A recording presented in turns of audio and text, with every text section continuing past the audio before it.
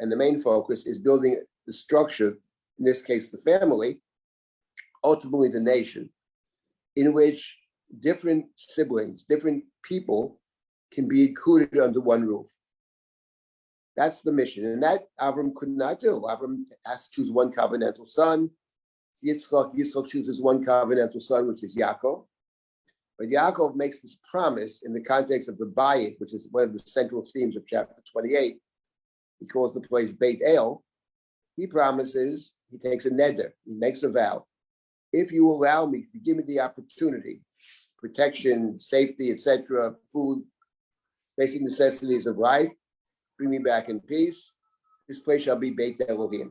So that's the dream. Now the question is, can he do it? Because in the book of Bereshit, until Yaakov, we have no sense that anybody can do it. The first set of brothers is Cain and Hevel. That didn't work out well. And again, in the patriarchal family of Avram and Yitzchak, one is chosen. Two can't share. The first time we have two brothers ever sharing at all, a real sense of the two brothers are both included under the same roof, that's in chapter 38. That's the story of Yehuda and Tamar. Tamar has twins. And there, as we pointed out, both of these twins must be included. You can't exclude either one. For the simple reason that the story of chapter 38 is about levirate marriage by Yibum. And Tamar has lost two husbands, and Judah has lost two sons. So the idea of the twins then at the end of that chapter is that each of the two twins can be a replacement for one of the two lost children. So by definition, actually, you have a situation where two siblings both are included. And that chapter 38, which is strategically placed in the book, right after the sale of Joseph, which is in terms of division of the family, that's the low point. And in chapter 38, there's a solution that the Torah offers us in terms of Yehuda. And the solution rests on two foundations in the Judah and Tamar story, which is not just not out of place, it's exactly in the right place. It requires two things. Number one, it requires taking responsibility. The theme of that chapter was the Eravon, the guarantee, the security. And the second was Judah's confession. So responsibility and confession are the way towards building the family. And those two factors play out in the Joseph narrative, as we saw earlier, where Judah says, Anochi Ervenu, I'm the Orev, and he's the one to confess when they are brought back to Joseph, and the goblet is found in Benjamin's sack. So there is, in the book, there's a way, there's a path towards the building of the Bayit. Having said all that, we have to remember that when Yaakov heads down to Mitzrayim, back in chapter 46, he thinks he's going initially to visit his son Joseph. He's delighted that Joseph is still alive. He wants to see him in Jacob's own words, before I die, I want to see him. But God has a different plan. God speaks to Jacob in chapter 46, that critical chapter. Yaakov says, Hineni, and God informs Yaakov, you're not going just to see Joseph. You're going to be there till you die. The rest of your life, you're in Mitzrayim. And we have the strange statement back in chapter 46, V'yosef yoshit yodo aleinecha, Joseph will place his hands over your eyes. What exactly that means when you read it at first is not clear. But what I think is clear when you continue to read, and we started chapter 48, is that Yaakov actually has a mission in Mitzrayim. And the mission Yaakov has in Mitzrayim is the mission of Jacob's life, to build the Bayit. And there's one missing piece in the Bayit. The missing piece is Joseph. Because the question is, okay, Joseph's going to feed the family and Joseph's going to give them food. But at the end of the day, the question is, can Joseph be included within the family? He is, after all, apart from the animosity, obviously, that was engendered by the attempted murder of and sale of Joseph. Apart from that, he's an Egyptian. I mean, yes, he resists Mrs. Potiphar. He has some of the values of Yaakov. But at the end of the day, he's the viceroy of Egypt. When he comes to see Yaakov earlier, he comes with his Merkava, with his chariot. His name is Tavnat Paneach. He's married to the priestly family of Egypt, Osnat Bat Potiphera. He dresses like an Egyptian. He works for Paro. He's the second in command in Egypt. So the question is, what about Joseph? Can Joseph be included? And here we come to a very important point. I know I'm repeating what I said earlier because it's critically important here. And that is, unlike, say, Yishmael, who is linked to Joseph in many ways, as we have seen, unlike Esau. Let's stay with Yishmael. Yishmael and Yitzchak can get along perfectly fine. They get along wonderfully. But Yishmael is living in a different place. Yishmael has his own nation, a great blessing. 12 nations shall emerge from you, etc. 12 princes. Yishmael is Yishmael, and Yitzchak is Yitzchak. They may have some connection or not, and that's perfectly fine. Esav and Yaakov. Esav is very successful. He has his own country. He has an army, he has a country, he has wealth. And Yaakov wants to get along with him, and Yaakov wants to repair the relationship that was frayed when Yaakov stole the blessing. But there's no sense whatsoever that Esav and Yaakov can be together, quite the opposite. They're going to live separately. Yaakov doesn't go with Esav. He wants to make peace with Esav, but not be part of Esav, and that's fine. Same with Yishmael. But when it comes to Yosef, that's inadequate. The brothers just, you can't get along with Joseph. That doesn't work. To get along with him is not building the bayit. Joseph is an integral part of the family. Jacob's favorite, probably the most talented of all, and he is essential to building the bayit. If you have 11 sons of Jacob and not the 12th, you have failed in your mission. And that is why Jacob is going down to Mitzrayim. It's not to see Joseph. What God effectively is saying to Yaakov is, you have a mission in Mitzrayim. And Yaakov has already accepted. Yaakov said, Hineni. And God says, Anochi, Anochi, Anochi. I have a mission. I have a plan for you. You're not going to visit him. The same as God said earlier in this book, when Yaakov was running away from home, and his mother had said, you'll stay for a few days. And God said, it won't be a few days. I'm going to be with you. I'm going to protect you. I'm not going to abandon you. That's not a few days. So the same thing over here. So the mission of Yaakov is to build a family.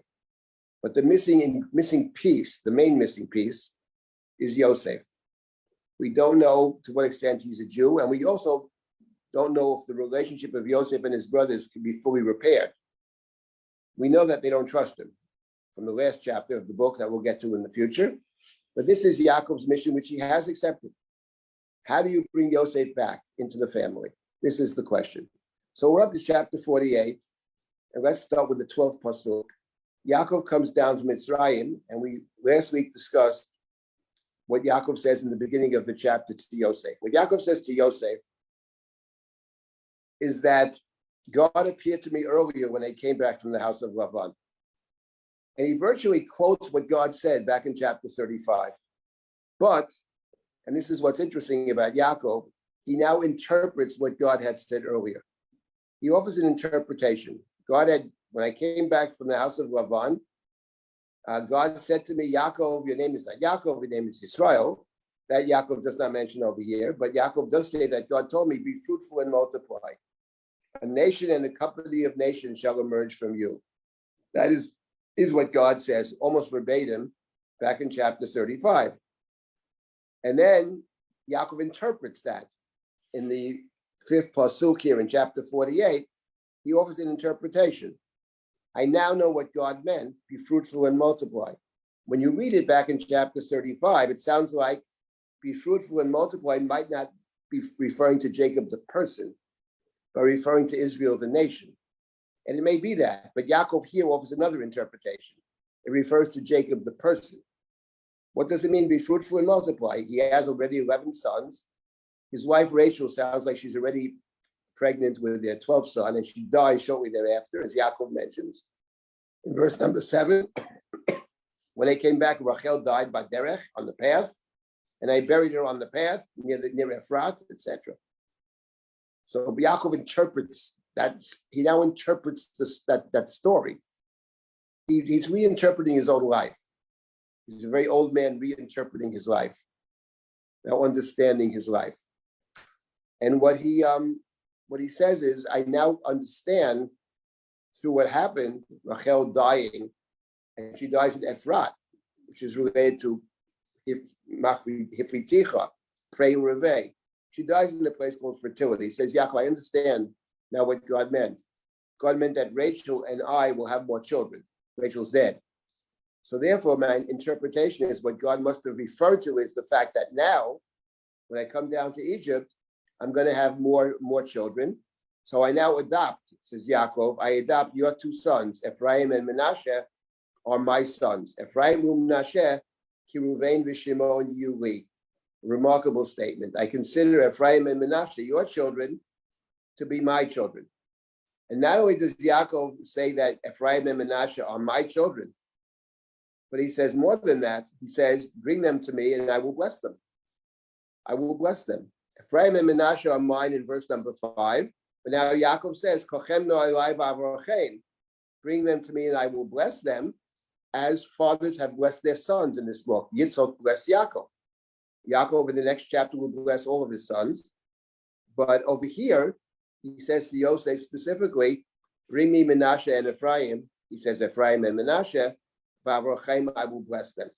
So when he says that remarkable statement, and the Chumash, this is what we left off with last week. The Chumash, in describing Yaakov about to bless Ephraim and Menashe, recalls for us the story of Yitzchak blessing Yaakov. The story of Yitzchak blessing Yaakov back in chapter 27. Yitzchak thinks it's Esav. That's the transfer story for the blessing from Yitzchak to one of his sons. Turns out to be Yaakov. In that story, which begins in chapter 27, Yitzchak, his eyes are dim, he cannot see. And he calls his son Esav in. And we know the story that Rivka tells Yaakov to go in to get the blessing that was intended for Esav. And Yaakov dresses up as Esav. And Yitzchak can't see. So Yitzchak is suspicious for any number of reasons, but he can't see who it is. So he tries to compensate by the voice of Yaakov. It sounds like Yaakov's voice. Let me touch you. Let me feel you. And then he smells the garments. So he uses the other senses to compensate for his lack of vision. Over here in chapter 48, that's how the story begins. Bring me these children and I will bless them. And verse number 10, where we ended up last week, but Jacob's eyes were heavy. He could not see, not just dim, he can't see at all. Sounds like he's blind. He hugs them and he kisses them. So actually, it sounds like the story of Yitzchak. He's trying to compensate to know who they are. Can't see them. So he feels them, he touches, right? You have the same thing with Yitzchak.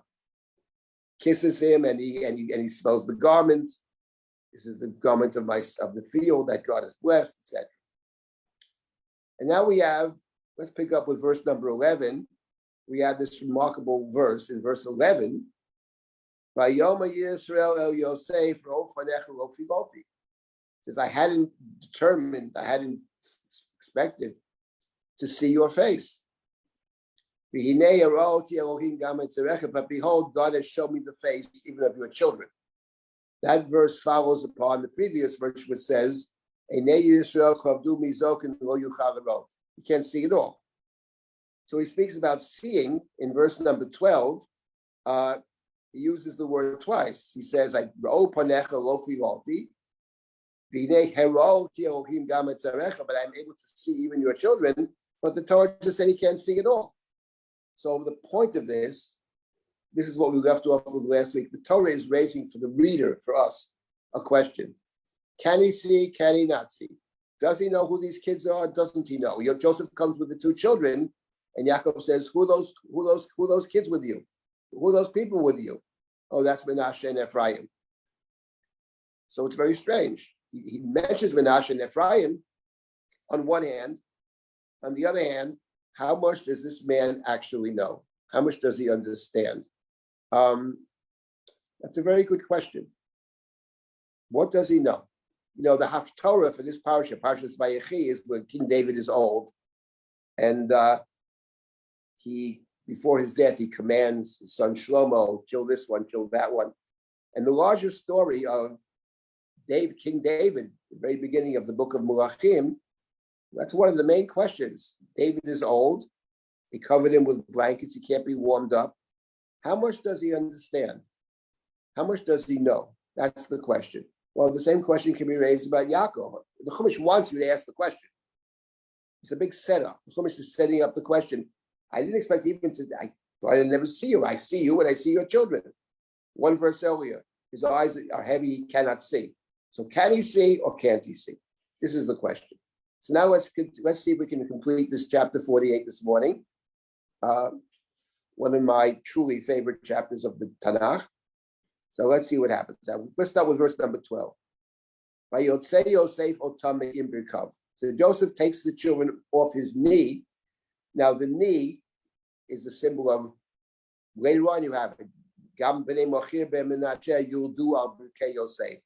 Genus is a knee in Latin, progeny of children, genes, right? So this has to do with, in a sense, Joseph is at this point, one might say, giving up the children to Jacob.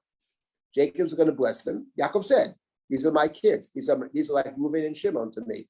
Remarkable statement. Yosef takes them off his knee, and they he bows down with his face to the ground. It sounds like Joseph is bowing down to Jacob. Joseph is acceding to Jacob. Earlier, at the end of 47, Jacob bows down either to Joseph or to God in gratitude for Joseph's agreeing to bury Yaakov back in the land of Canaan.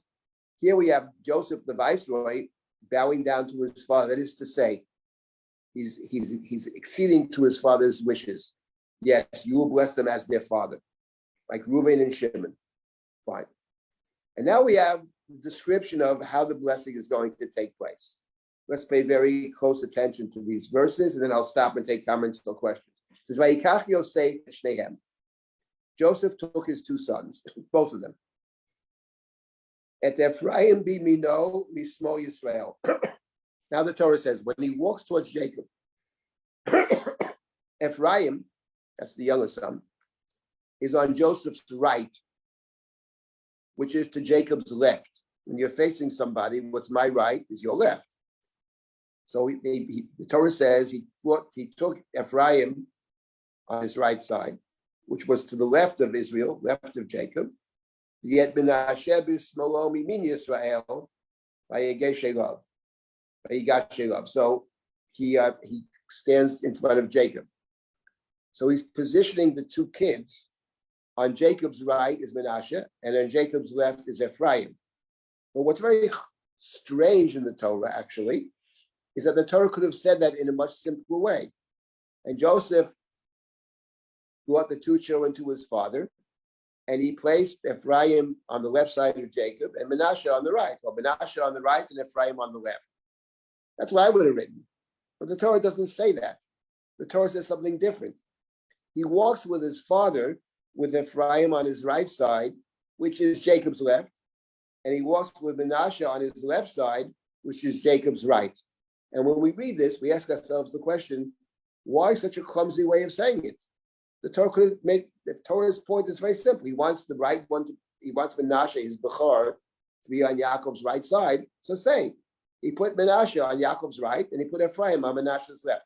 But the Torah puts it in terms of how they stand vis-a-vis Joseph. Ephraim is to Joseph's right, which is the left of Yaakov. And there is something to this, obviously, and I have a suggestion in a minute about why the Torah presents it in this way. Okay. And now, in the next verse, we have the surprise. It says, "Vayishlach Yisrael et yimino, vayoshet al rosh Ephraim, hu atzair, yet smoa al rosh Menashe, sikel et yadav, ki Menashe habachar." So what does Yaakov do? Yaakov, guy who can't see, he doesn't move the children. He leaves the children exactly how they are, but he switches his hands. He places his right hand on the head of Ephraim, who stands to his left, and he places his left hand on the head of Menashe, right, who is to his right. And the Torah says, Sikel et Yadav, Sikel, Sin Kaf Lamed. I think it's probably related. The Rashbam is a different shot, but it's simple mean meaning of it is it's related to the word seichel or haskel, which is wisdom, cleverness or wisdom. We say in the Nusach Ashkenaz of the Shemona Esrei, in the first intermediate blessing, we ask for wisdom. We ask God grant us Deo Bina Haskel, knowledge, insight, and haskel, seichel, some kind of knowledge, some kind of wisdom. Maybe it's a practical wisdom, some kind of understanding. Another question is, so obviously Yaakov is demonstrating that he favors Ephraim over Menashe. Just want to focus on this for a moment over here and make a couple of points, and I'll stop and take comments or questions. Let me just make the first point is that he's about to bless them. Vayevarech et Yosef vayomar. We'll get to that verse. We'll get to the details in a minute. But my first point is that the blessing he pronounces, which is the next verse, verse number 15 and then verse number 16, those two verses, he doesn't give a different blessing to Ephraim and Menashe. He gives Ephraim and Menashe the identical blessing. That's a very important point. There's no distinction in the blessing. The blessing is the same for both. The distinction is he demonstrates a kind of favoritism of some sort or other in terms of the right hand and the left hand, but not in terms of the actual blessing. It's a joint blessing. So it's two brothers getting the identical blessing. And that's a very important point. That's number one. Point number two is that I suggest that what the Chumash is saying is, and the reason that it doesn't set it up the way it sets it up, is that actually what Yaakov is saying to Yosef is something else. He's talking to the boys, but he's actually talking to Yosef. And he's saying to Yosef, in effect, not only do I favor Ephraim over Menashe, but, and this is an important point, but I'm blessing you. You have to come to an understanding that Ephraim, in one form or another, surpasses Menashe. Because that's the point of the way they're set up. They're standing. Ephraim stands to Joseph's right, and Menashe stands on Joseph's left. So the point is he doesn't reposition the children. If he repositioned the children, then Ephraim would be on Joseph's left. He doesn't want that. He's going to bless. He's not even blessing the boys. He says, I'll bless them. But in the beginning of the next pasuk is Vayevarech et Yosef vayomar. He blessed Joseph. The blessing is to Joseph. And what he's actually saying to Joseph is, Yosef, the way you have them standing unconsciously is vis-a-vis yourself is correct. Ephraim's got to be on your right, and Menashe has to be on the left. Another question is why. We'll get to the fight between Yaakov and Yosef in a minute, but just I want to reiterate, I think I mentioned this last week, why does Yaakov favor Ephraim over Menashe? So my suggestion is, and we're working with what the Chumash says, not on Midrashim, always what the text says. So what does the text tell us about Menashe and Ephraim? Zero. The text says absolutely nothing in the book of Bereshit about Menashe and Ephraim except for one thing, the reason for their names. And that's the critical point. That Menashe, which means forgetfulness, that's Joseph's oldest one. And Joseph had said, now he names his first son Menashe, Nashani Ohim et Amorivi et Beitavi. God has enabled me to forget my suffering in my father's house. So when Menashe represents for Joseph is his success in Egypt. And the fact that he did it on his own. It's one of the Jewish stories that we have. The Jewish immigrant comes with nothing and manages somehow with hard work, ingenuity, etc., to rise to high levels with all the obstacles, with all the anti-Semitism, with all the poverty, with everything else, to be able somehow to make it. That's what Joseph is saying. He's very proud of that. Forgetfulness. I did it without, no one helped me. On the contrary, I forget my past. I'm in Egypt. I made it in Egypt. That's primary. The second son he names Ephraim, for he said, Ifrani Elohim be'eretz Anyi, God has made me fruitful in the land of my Onyi, of my suffering. That refers to Egypt. The second son is, I was successful despite the fact that Egypt is a place of Onyi, is a place of my suffering. So for Jacob, Ephraim's got to be primary, because Ephraim represents an understanding on Joseph's part, as successful as he is, that it's Eretz Onyi, which for Jacob means, Eretz Anyi means not my place. Because we have to remember that the covenantal formula, the suffering you must endure to enter into the covenant, is Gerut, Avdut, and Inui. Inui is one of the three requirements for being covenantal, being a slave, being a stranger, and having Inui. And Yosef naming his son Ephraim, which is a recognition of Eretz Anyi, is for Yaakov a step in the right direction. So that's why Yaakov, of course, favors Ephraim. And on top of that, as we discussed last week, the whole point of Yaakov's reinterpretation of the text, I love his life, is that Rachel died in a place called Ephrat. Ephrat, that was a sign that her death in Ephrat, after God had said, be fruitful and multiply, pray urevei, Yaakov sees her death of Rachel as significant, where she died. It must be that Rachel will be the one to bear more children. And of course, Ephraim and Ephrat and Ephrani and Ifriticha and pray, all related terms. So Yaakov sees even in his understanding of what happened and his reinterpretation of his own life, actually, he sees a hint in the text, one might say, or a hint in how things played out, that even there's a hint that it's got to be Ephraim and not Menashe. And that's what Yaakov and Yosef are going to fight about. Which is primary? A real fight over here, a real disagreement between this old guy, whom the text suggests maybe you can't even see, and the brilliant viceroy of Egypt. This is what they're going to be fighting about. But part of what's very powerful about the story here, it's one of the great stories, I think, of the Bible, but this idea of Yaakov, actually, I just wanted to come back to this point, which we touched on earlier in this book, the idea of someone who was able to look at his life and to figure out, at the end of his life, to sort of figure things out about his own life. Many years ago with Drisha, so we had different programs, and one of the programs we had, I forget which one it was, one of the summer programs, we actually screened a movie. We screened several movies at Drisha, and we screened one of my favorite movies of all time, Wild Strawberries. And Wild Strawberries is exactly about this point. It's about an old man, successful in a certain sense, in terms of his profession, who's traveling to get an honorary doctorate, honorary degree from the university, and on the path back, he relives his life. And he comes to a better understanding, a deeper understanding of what his life was about, of what the failures were, about how perhaps one can correct this, one can correct it. Whether he can, he's a very old person, but the point is, he comes to this understanding.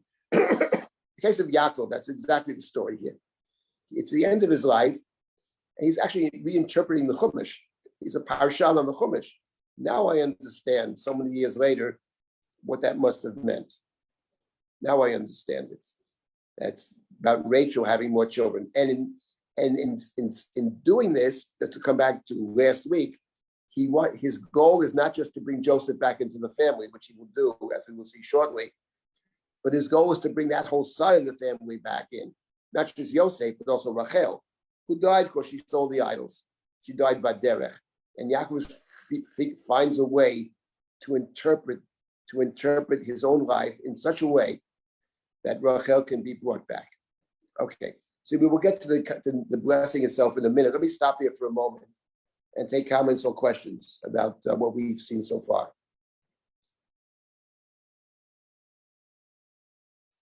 Feel free to unmute yourself to ask questions out loud or put them in the chat and I will read them out.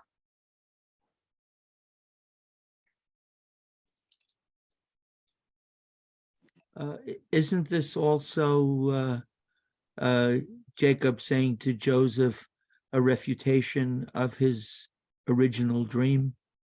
That in fact, to be a member of the family, you can't have everybody bowing down to you. In fact, Joseph is bowing down to Jacob. Yes, I will come back to your point before we finish today. I'll get back to that point, exactly that point. I have something to say about that. We'll just have to wait a few minutes. I'll get back to you. Anybody else? Rabbi, sir, how is Why is it that Leah has to be the continuity? Could you just explain that again or explain it? Leah is the main wife. I mean, it's one of these remarkable. Rachel is actually. I mean, Leah is the mother of kingship and the mother of the priesthood. Rachel is problematic in the Chumash. I mean, she does steal the idols, and she dies in one way or another. It's related to taking of the Trafim. It's part of Jacob, what Jacob says about his own life. My years were few and they were bad. There are many disappointments in Jacob's life. That's got to be right near the top of the list. His beloved wife dies young, having stolen the idols. And my point here is that Yaakov finds a way to somehow include her, or as I mentioned last week, to interpret her death by derech, not as she died, never having made it, but she died on the way back trying to make it. He gives a sort of generous reading of Rachel's life. But at the end of the day, I would say that the pshat of the Chumash is, the Ramban makes the argument you can't have both. You can't have two sisters. Later on, it's forbidden. Ramban says you have to choose one or the other. And Leah, there's nothing negative about Leah. Whatever, Yaakov disliked, Yaakov doesn't like her in the beginning or whatever it is, but with Rachel, there's something problematic about her. She's connected to Lavan in more than one way. So I think that we find a way to include her. What I mentioned last week is that in later writings, Yirmiyahu, her being Baderech is where she does the most good. She's the one who's most sensitive to the lost souls, Rachel Mevaka Abaneha, because she herself is someone who is, in a sense, tragically, never makes it back to the house, as it were. But she plays a role by Derech, which is probably related to Yosef. Yosef is never the leader. I mean, ultimately, it's Judah, not Joseph. It's not to say Joseph doesn't play a very significant role. He does. But so that's what I suggested last week. I think that's the case. You have to choose one. We choose Leah. Rachel was actually problematic. Let me make it one other point about this Yaakov switching his hands cleverly. I would say the following. First of all, sikel et yadav is an interesting word. Sin kaf lamed. We have to remember that in the Torah, there are no vowels, and that the letter sin, right, and the letter shin are written identically. The ones who study language have all kinds of questions about the shin and the sin, but when you look at the Chumash, they're identical. And I mention this for a simple reason. You remember the story when the brothers came back from Egypt and they find money in their sacks and Shimon is missing. And Yaakov then is very suspicious. And Yaakov says to the brothers, Otish shikaltem, you have made me bereft. Shikaltem. Yosef einenu v'Shimon einenu. Joseph is gone and Shimon is gone. It sounds Yaakov suspicious. Come back with a lot of money and no Shimon. Joseph is gone. What happened to Joseph? So he says, Olaya you kulana, all these terrible things happened to me. And Reuven then says, Father, I promise to bring you up. I'll go down with Binyamin, and if I don't come back, you can kill my two children. Shnei bonai tamid, 2 for 2. And what's interesting is that Yaakov had said, Otish shikaltem, you have caused me to be bereft of 2 children, with this whole Joseph story. But at the end of the day, actually, it turns out exactly the opposite is true. That Yaakov actually picks up 2 children. And that's over here, the Chumash plays with Shakol, Shin Kaf Lamed, and Sakol, Sin Kaf Lamed, which is, of course, identical word in the Chumash. That Sikel et Yadav, Yaakov finds a way, not just he doesn't lose 2 children, but he actually picks up 2 children. Ephraim u'Menashe Kiruven v'Shimon Yuli. It's another example where the story is playing off earlier episodes in the book of Breshit, and especially within the Yaakov cycle. Okay, that's a good point about Sikel et Yadav. Now let's get back to the text over here. I'd like to finish this chapter Rabbi, today. we have one more Yes. question in the chat, if that's all right. Yes. Go ahead. Charlotte in the chat asks, where do we see the three struggles someone has to go through before entering the land? That's in chapter Abdu 15. That is 15. chapter 15. That's the terms of the covenant with Abraham. And that is one of the most, if not the most significant chapter, maybe in the Torah. Those are the terms of the covenant. And we've spoken about that in my classes on many, many different occasions, including the Haggadah, which is based on that idea as well. So that's a much longer conversation. That's Gerut, Avdut, and Inui, which Yaakov goes through in chapters 30 and 31. 30, Yaakov, and 32. Yaakov describes his own experience in the house of Lavan as Gerut, Avdut, and Inui, which is another example, glad you mentioned that, of Yaakov reinterpreting his past. Yaakov goes back and Lavan Garti, I was a ger in that, a stranger in the house of Lavan. One does not get the feeling when Yaakov is raking in all the money over speckled and spotted that he's a stranger in the house of Lavan. But afterwards, he looks back at that experience and he says, that was not my place. So Gerut, and of course, in the beginning of Sefer Shemot, we have Gerut, Abdut, and Inui as well. So that's the covenantal formula. It's chapter 15. Let's pick up now. So now we have the actual blessing of Ephraim and Menashe in verse number 15. But the Chumash starts it in a strange way. Vayivorech et Yosef vayomar. So Yaakov blesses Joseph. The blessing is not said, he doesn't say blesses Ephraim and Menashe. It says he blesses Joseph. And the blessing is a very beautiful blessing. Elohim asher etachu avotai lefanav Avraham v'Yitzchak. Elohim u'ra'el ti mi'odi hayom hazeh. Hamalach hagoel oti mikora yivarech et hanarim. V'yikarev behem shemi v'shem avotai Avraham v'Yitzchak. V'yigu larov b'kerev haaretz.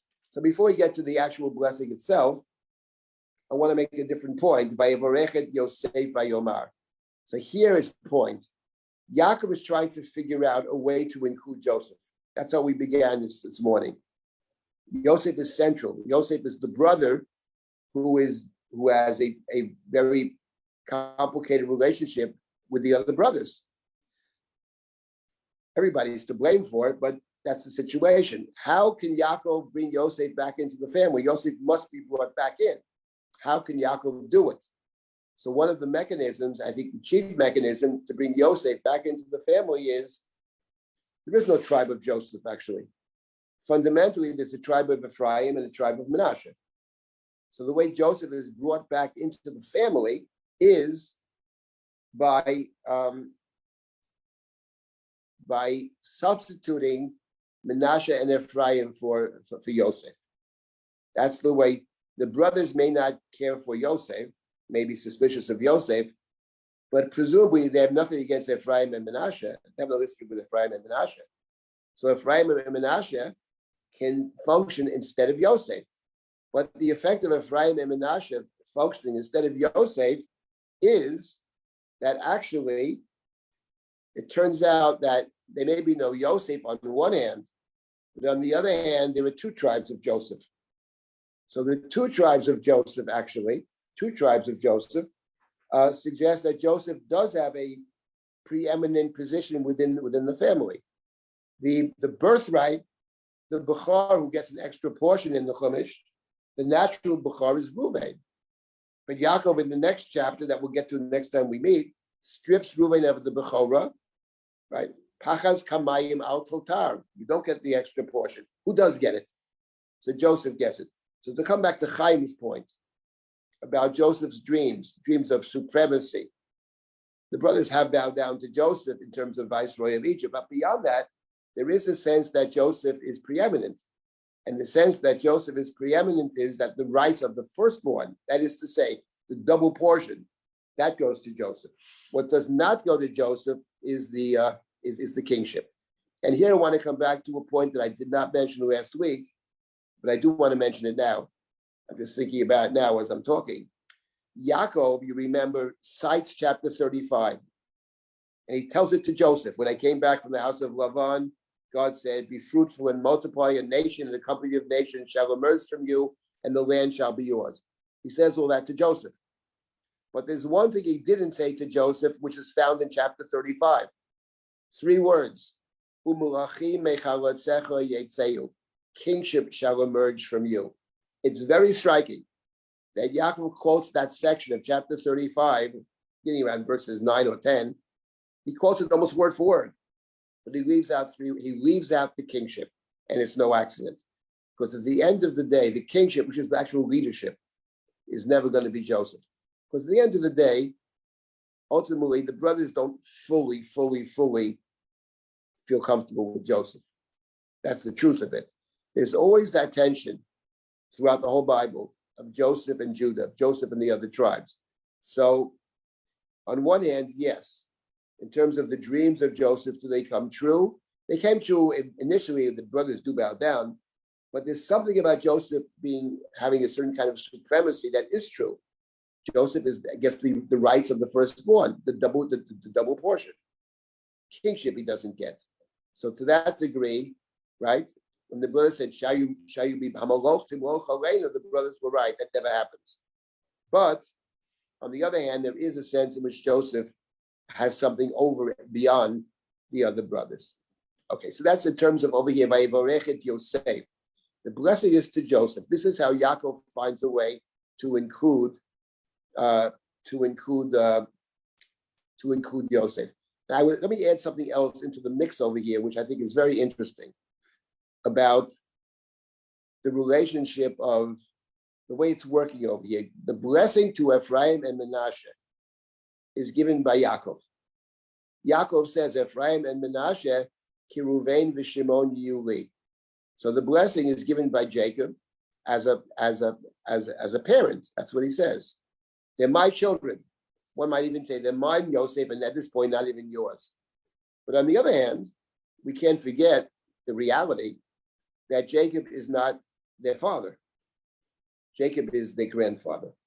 So the blessing that's coming to Manasseh and Ephraim is coming, one might say, a double blessing that comes to them both is from their father on one hand, their adopted father, but also their grandfather.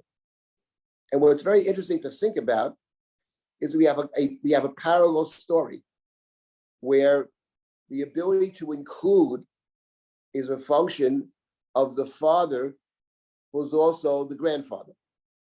We have a story of somebody, of an inclusion, which is made possible by father, grandfather, one and the same person, both the father and the grandfather. And of course, this takes us back to that very critically important chapter in the book, which of course is Judah and Tamar. That's the first story in which we have two brothers that can actually both be included. And it becomes possible through levirate marriage.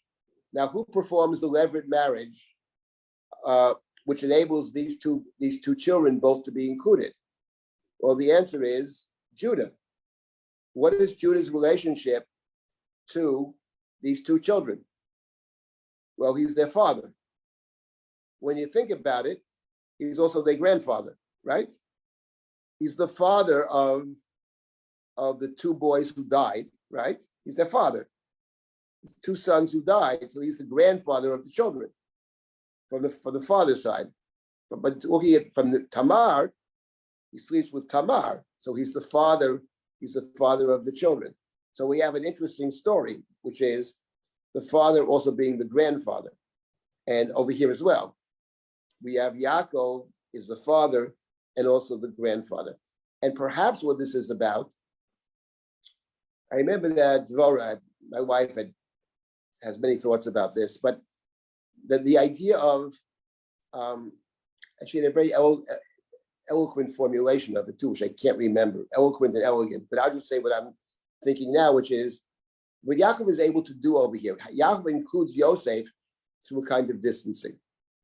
In other words, the brothers may not care for Yosef, but they have nothing against Yosef's children. So in terms of, he includes Yosef by eliminating Yosef in a sense, but by including Yosef through the children. But the same kind of distancing is between them and there are tensions between brothers and the tensions of fathers and children. But the point in the case of Judah and Manasseh and Ephraim, you may have tensions with your father, but not with your grandfather. C.S. Lewis's famous comment which is very much the point about the prayer, Our Father who art in heaven, Avinu Shabbat Shamayim. And Lewis' comment was, people don't actually want a father in heaven. They want a grandfather in heaven. You know, the grandfather comes by, kisses the kids, gives them some presents, and then leaves. You love your grandfather, you know, because the grandfather imposes nothing upon you. The parents are another story.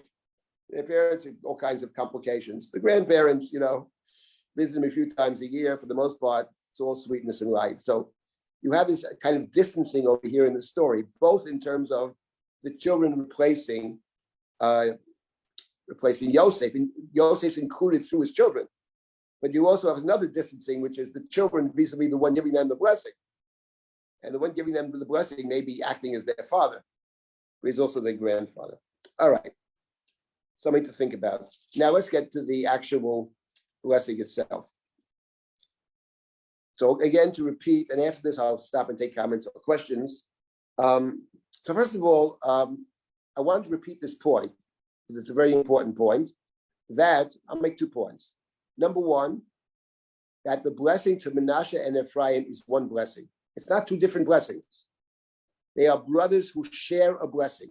This we don't have typically. In the next chapter, Jacob will bless his 12 sons with radically different blessings.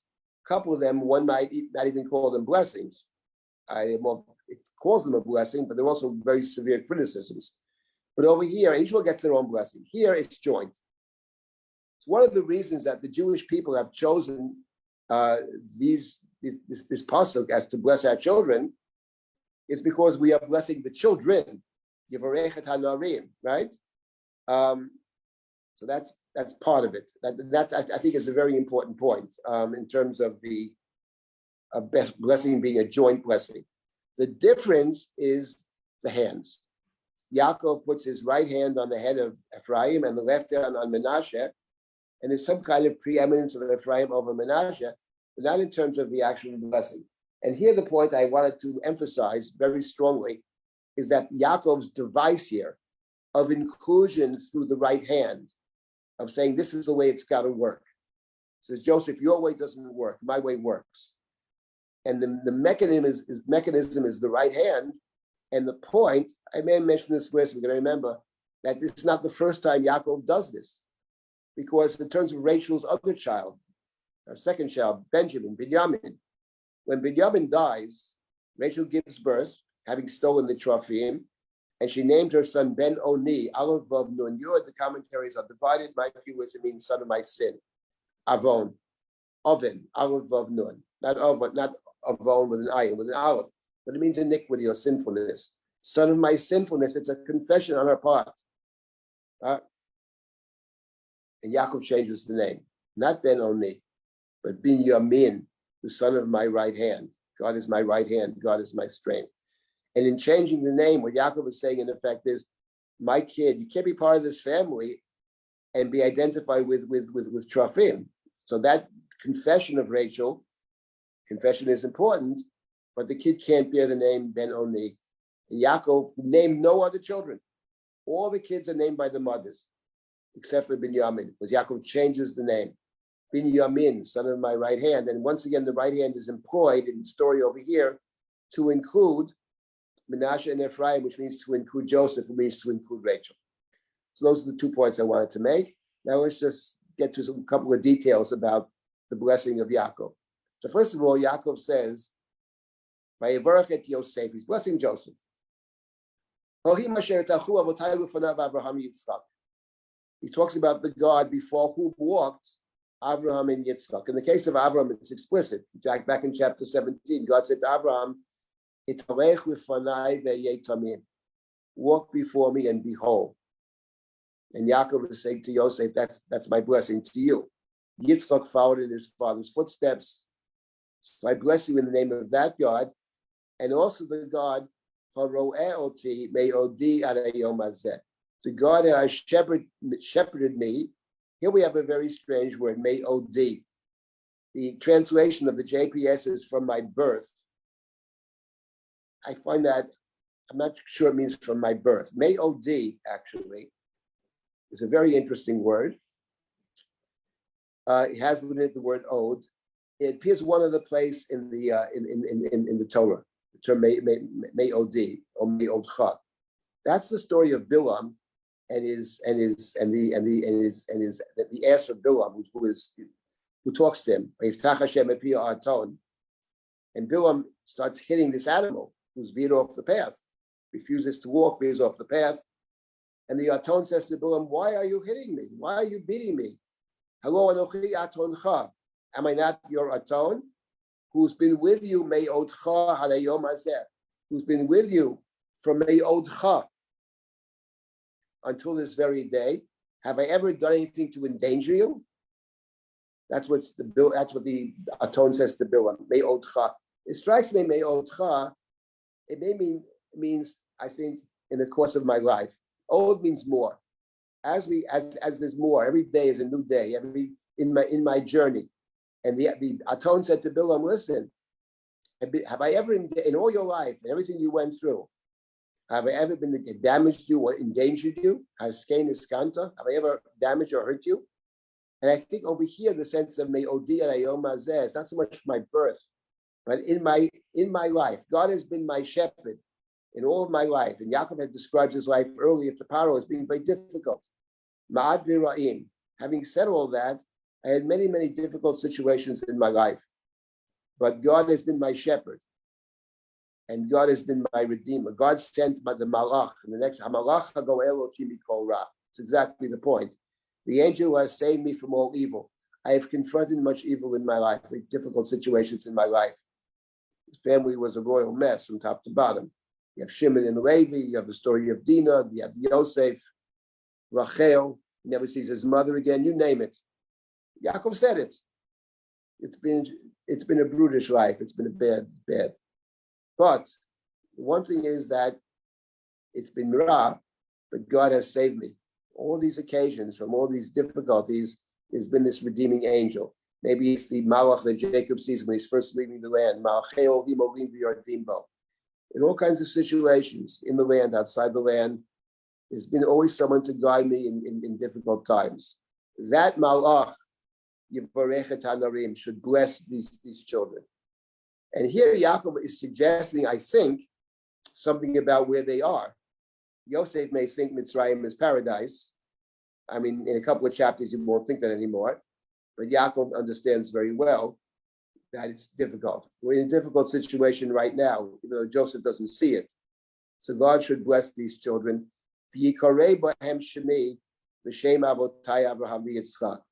And through, right, and through them shall my name be called, together with Avram and Yitzchak.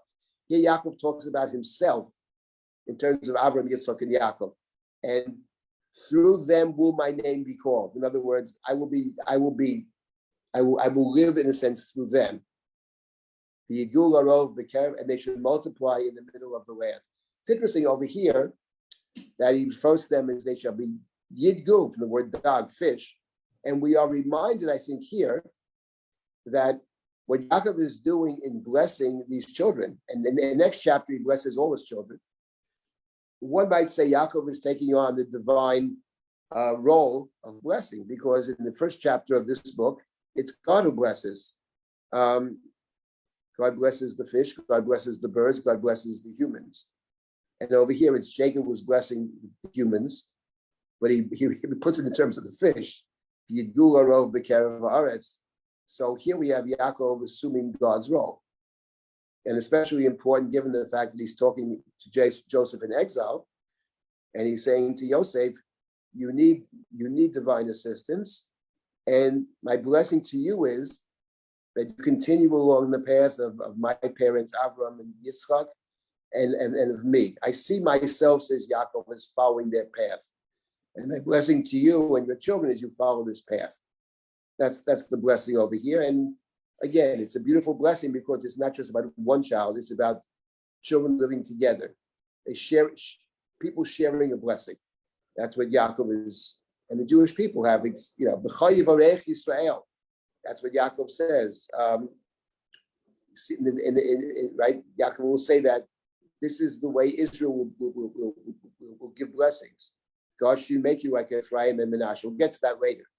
Let me just read a couple more verses and I'll take comments or questions over here. I want to see if we can finish this chapter today. It says, Vayar Yosef, but Yosef sees. Ki yashit aviv yad mino rosh Ephraim vayera b'einav. Vayitmoch yad aviv v'asiro tami al rosh Ephraim al rosh Menashe. So Yosef sees that his father had placed his right hand on the head of Ephraim. It was evil in his eyes. It was bad in his eyes. So he grabs onto his father's hand. He takes hold of his father's hand to remove it, to move his hand from the head of Ephraim to the head of Menashe. Vayoma Yosef elaviv lochein, Father, you're making a mistake. Zabachar.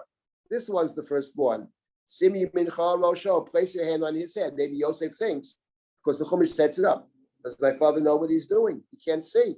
He can't see at all. He's blind. Maybe not just blind, can't see. Maybe he's becoming more and more infirm. Maybe he's old. Maybe he's lost it. So that's what Yosef says to his father. And this we remember the pasuk, what God said to Yaakov when he went down to Mitzrayim. Yosef yoshit yodo aleinecha. Very strange. Joseph will place his hands over your eyes. And now in this verse, we have all the words. We have yoshit. Joseph saw that Jacob had placed his hand. Yoshit aviv. Vayera b'einav. It was evil in the eyes of Joseph. You have the vision and you have the hand. And now we understand perhaps in retrospect what God meant. And now we have Yaakov's response. And after this, I'll take some questions and comments. Vayima'ein aviv. But Yaakov refuses. Vayomer yodati b'ni yodati. I know my son, I know. Gam hu yeluyam gam hu yigdal. He'll be a nation, he'll be great. V'yulam achiv hakoton yigdal mimenu. V'zaro yem lo hagoyim. But the younger one shall be greater yet. His offspring shall be plentiful for nations. This is the way Israel will bless.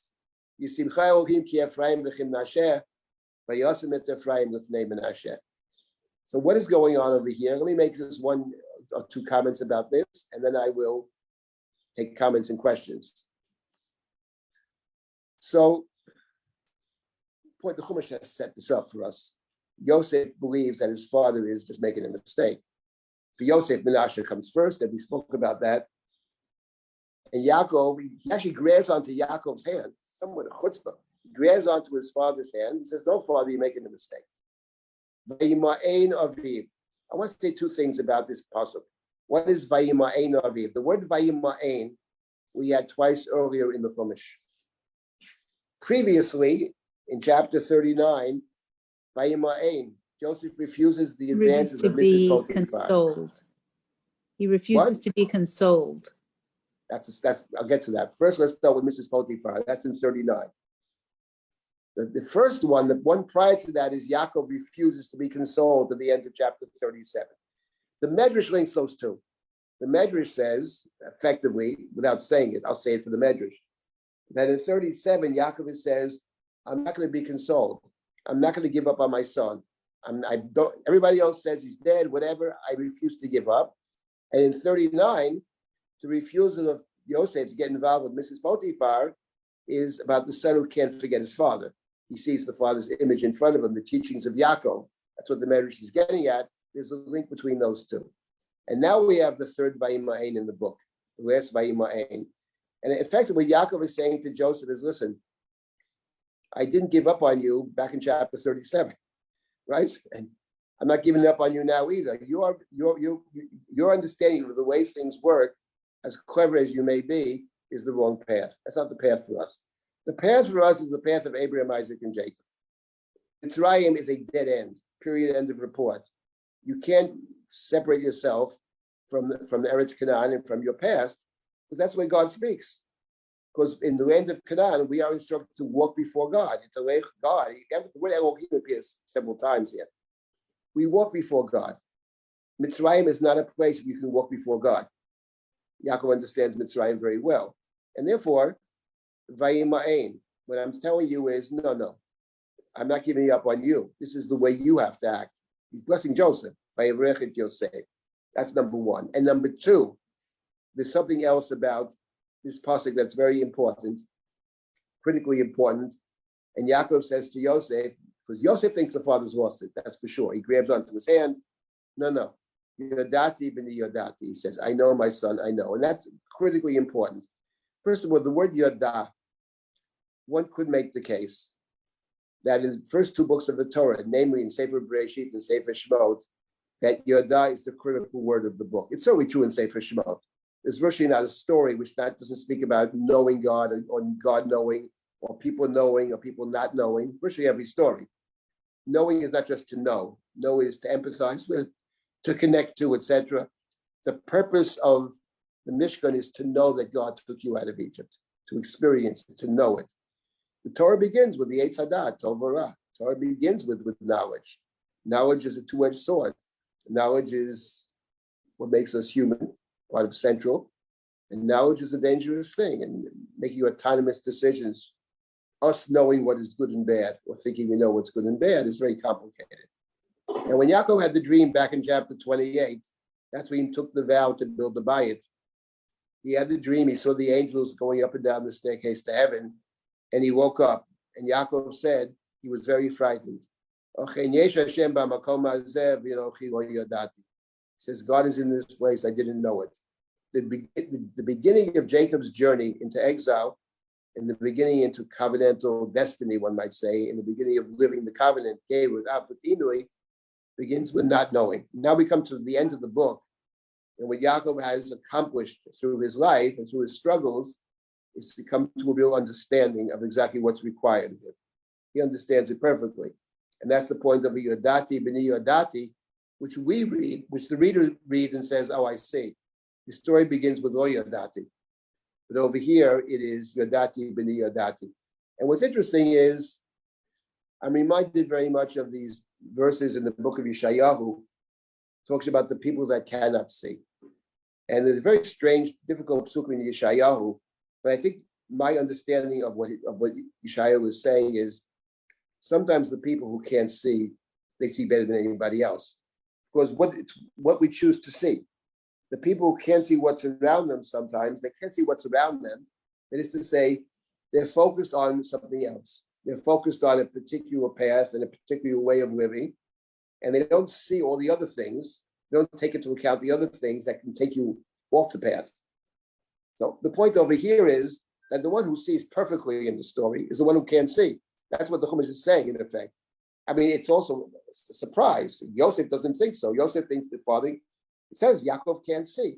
He can't see, but what does he say? Oh, I didn't expect to see you. I see even your children. That's what you can't see. But the point of seeing or not seeing in the story over here, to see can mean to physically to see. Yitzchak didn't see. He also didn't perceive. That's not true of Yaakov. That's a surprise. The Torah sets up a parallel to Yitzchak only to distinguish it. It's the opposite, that he may not see physically, but he perceives perfectly. Seeing and knowing over here. Yodati, he sees and he knows, in the sense of seeing as knowing that Yaakov has. Physically to see, no, we can't see so well, he's blind. That doesn't mean he can't see, he sees perfectly. And Yosef, who can see, actually can't see, doesn't have the understanding. Yaakov corrects him. Yodati b'ni Yodati, gently, no, my son, he loves Joseph, but no, that's not the way. It will also be great. I gave him a joint blessing. I didn't discriminate. But Ephraim always before Menashe, before forgetfulness. Understanding of the Mitzrayim as a place that's not our place because of its culture, its values, etc., and lack of God's communication. No. Our goal is to walk before God. My grandfather did it. My father did it. I've done it in a way with God's assistance. And my blessing is that you and your children should walk this path. That's what Yaakov is saying. Well, there were great dramatic moments in the book, without question. Okay, let me stop here for a moment and take comments or questions. Okay, let's stop here. Comments or questions? We still have time. Any comments or questions? You have a few minutes.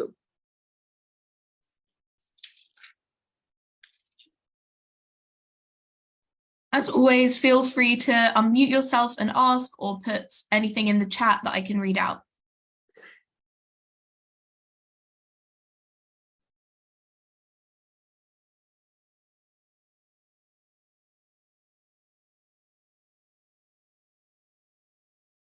If not, I'll just continue. There's no comments or questions. I think there's nothing in the chat, at least. Okay, fine. We have a few minutes. Let me just see if we can finish up here. I'm not sure we'll make it. We have only two verses. Vayoma Yisrael El Yosef. Hinei Anochi Meit. So God, now Yaakov says to Yosef, he's called Yisrael in this chapter. This is a great dramatic chapter. So the Torah in the great dramatic moments, he's called Israel. I will die. God will be with you, and God will bring you back to the land of your avotechem. Picking up on what he just said to Yosef, Asher hoku avotai lefanav, right? That my ancestors and I too walk before God. And Yaakov makes a prediction. Someday God will bring you back to the land of your ancestors. God will be with you. And now we have the last verse of this chapter. So we don't have the time to fully go into it now. But the last verse is V'ani hinei notati lucha shchem achad alachecha. Asher lokachti miyado emori b'charbi uv'kashti. Behold, says Yaakov, I have given you shechem achad alachecha. What is the shechem achad? Here they translate a portion, which could be an extra portion over your brothers. What I mentioned before, that Joseph gets two portions, but they're two tribes. There's the tribe of Ephraim and the tribe of Manasseh. So I've given you, in effect, an extra portion, more than your brothers. Then he says, Asher wakachti, literally, which I took from the Amori with my sword and my bow. I can't get into that now. Maybe next time we continue. I'll start with that. But I want to make a different point over here about Shchem Achad Avachecha. There are actually 2 points. One is he mentions Shchem, and he mentions taking Shchem by force. So that's one question. Because we have the story of Shchem back in chapter 34, where Yaakov was very critical of Shimon and Levi. In fact, he's critical in the next chapter too, when he blesses Shimon and Levi. He condemns them for Shchem. Leave that out for now. I wanted one little point over here before I stop, and that's the following. What Yaakov is saying to Yosef is something else here. And he's saying to Yosef the following, in my opinion. On one day, he's saying to Yosef, I found a way to include you through Ephraim and Manasseh. And including you through Ephraim and Manasseh, I give you a double portion. So the right of the Bechor, the firstborn has the double portion. So in effect, Joseph is the Bechor, by the way. He's the Bechor to Rachel. He's not the Bechor of all the family, the Bechor of the whole family. Leah's kids are born first, and the Bechor of the family is Reuven. But in a certain sense, Yosef is also a Bechor, so it's not incongruous for Joseph to get the Bechorah. Okay, but he's making it. But there's another point I want to push over here very strongly, and that is that what Yaakov says to Yosef is Shem Achad Alachecha.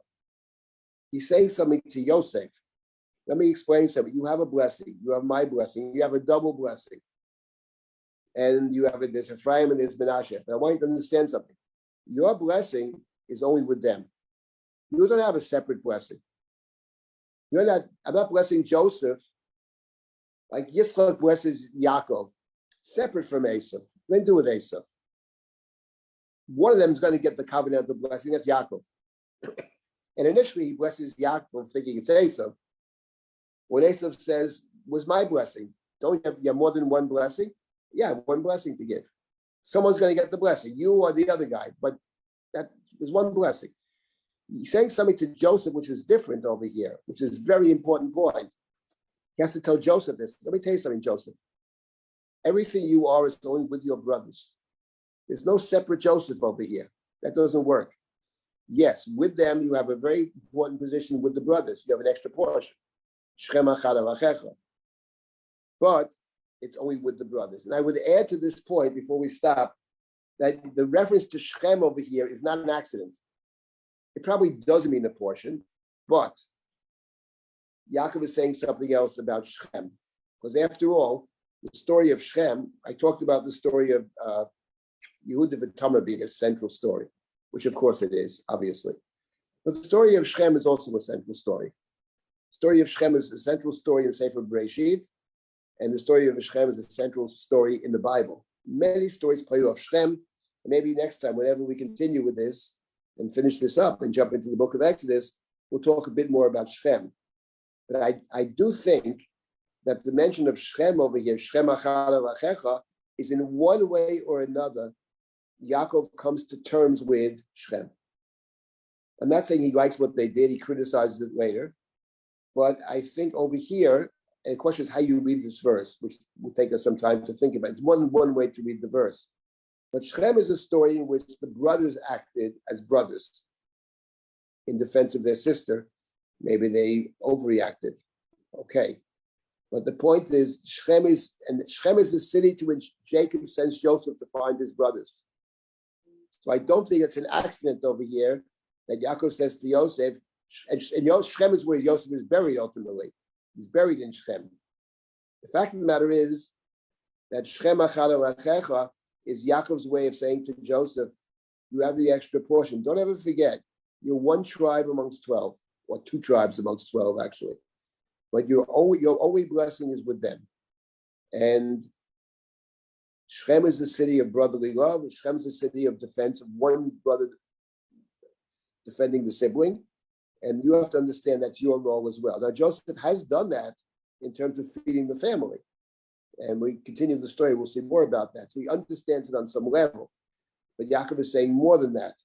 Yaakov is saying, someday God will bring you back to the land of Canaan, to the land of the Avot, and bring you back and bring them back. At the end of this book, when Joseph makes the brothers swear to bring him back with them, Joseph has very well learned the lessons, the teachings of Yaakov. Yaakov is the great teacher in the Chumash. He's the interpreter and he's the teacher. And Joseph turns out to be a very wonderful student who totally gets what Yaakov has taught him. We'll have to stop at this point. Whenever we continue this particular class, there are other classes, but we will finish up with this verse and finish the book and then move to the book of Exodus, hopefully. Looking forward to that.